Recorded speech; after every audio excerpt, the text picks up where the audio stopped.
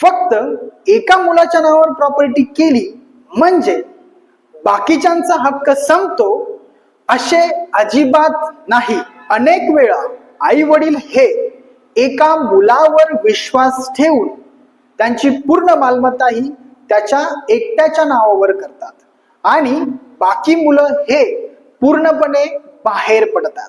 अशाच एका प्रकरणामध्ये वडिलांनी त्यांची संपूर्ण मालमत्ता ही एका मुलाच्या नावावर केली, पण कोर्टाने येथे इतर मुलांना देखील त्यांचा अधिकार राईट्स हा दिला। कायद्यानुसार वारस हक्क असताना एखाद्याच्या नावावर कागद करून इतर जे असतात त्यांचा कायमचा वारसा हक्क डावलता येत नाही।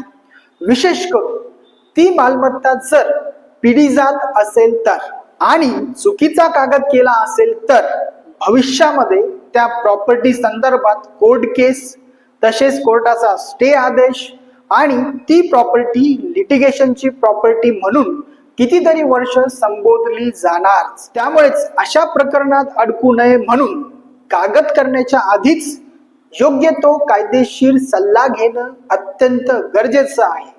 त्यामुळेच हा व्हिडिओ जितक्या ग्रुप्समध्ये पाठवता येईल सर्वांना पाठवा आणि अशाच नवनवीन टिप्स मिळवत राहण्यासाठी चॅनलला फॉलो करायला विसरू नका।